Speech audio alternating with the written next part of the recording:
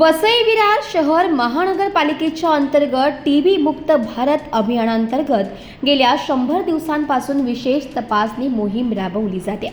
या मोहिमेचा मुख्य उद्देश जास्तीत जास्त संशयित रुग्णांपर्यंत पोहोचून त्यांचे लवकरात निदान करणे हा आहे। आरोग्य विभागाच्या माहितीनुसार आतापर्यंत 2 लाखांहून अधिक नागरिकांचे स्क्रीनिंग करण्यात आले। विशेष म्हणजे ज्या भागात रुग्णालयांची सुविधा मर्यादित आहे त्या ठिकाणी पोर्टेबल एक्स-रे मशीनच्या मदतीने घरोघरी जाऊन तपासणी करण्यात आली। एकूण 80,000 ते 1 लाख एक्स-रे तपासण्या करण्यात आल्या। गेल्या वर्षांपासून आतापर्यंत 6,000हून अधिक रुग्णांवर उपचार सुरू करण्यात आले।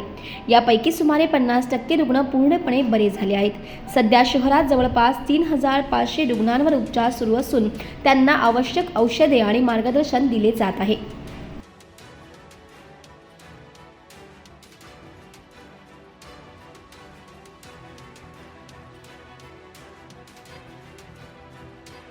आपली टीबी मुक्त भारत अभियान हे सुरू आहे। त्या अंतर्गत आपल्याला 100 डेजचा प्रोग्राम आहे। त्यामध्ये आपण तपासणी मोहीम घेतोय। आपण फील्डमध्ये जाऊन पोर्टेबल एक्स-रे आपल्याला दिलेले आहेत। त्याच्या माध्यमातून आपण एक्स-रे शूट्स करतोय। आपण स्क्रीनिंग करतोय। जवळजवळ 2 लाखापेक्षा अधिक आपण पेशंटची स्क्रीनिंग केलेली आहे। 80,000 ते 1 लाख आपण एक्स-रे केलेले आहेत, पोर्टेबल आणि आपले इन हाऊस।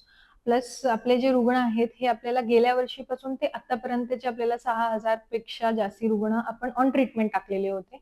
त्यातले 50% हे बरे झालेले आहेत आणि आता ऑन ट्रीटमेंट आपल्याकडे 3,500 इतके पेशंट आहेत। लोकांना माझं हेच आव्हान राहील की जेव्हाही तुम्हाला सर्दी, खोकला, ताप किंवा जास्ती 2 आठवड्यांपेक्षा जास्ती असलेला खोकला, ज्याच्यामध्ये तुम्हाला पिवळ्या कलरचा कफ पडतोय, ताप येतोय, असे कुठलेही तुम्हाला सिम्पटम्स जाणवले तर लगेचच आपल्या जवळचा जो पण आरोग्य केंद्र असेल किंवा हॉस्पिटल असेल तिकडे डॉक्टरांशी संपर्क करा। पोर्टेबल एक्स-रे असेल किंवा आपलं इन हाऊस एक्स-रे आहे ते एक्स-रे करून घ्या, स्पुटम टेस्ट करून घ्या। प्रिव्हेन्शन कधीही बेटर आहे क्युअरपेक्षा। आपण जितक्या लवकर त्या गोष्टीचं हे करू डायग्नोसिस, तितक्या लवकर आपल्याला त्याला ट्रीटमेंट घेता येईल आणि ट्रीटमेंट कमी वेळामध्ये संपवून तो लवकरात लवकर बरा होऊ शकेल। प्लस आपल्या कुटुंबियांसाठी पण ते तितकंच चांगलं आहे, कारण टीबी पेशंट हा घरात असला तर त्याचा संसर्ग आपल्याच कुटुंबियांना जास्त होऊ शकतो। म्हणून आपल्या कुटुंबातल्या लोकांची आणि आपल्या आजूबाजूच्या लोकांची काळजी घेण्यासाठी आपण आपले सिम्पटम्सवर लक्ष दिलं पाहिजे आणि लवकरच डॉक्टरांची हेल्प घेतली पाहिजे।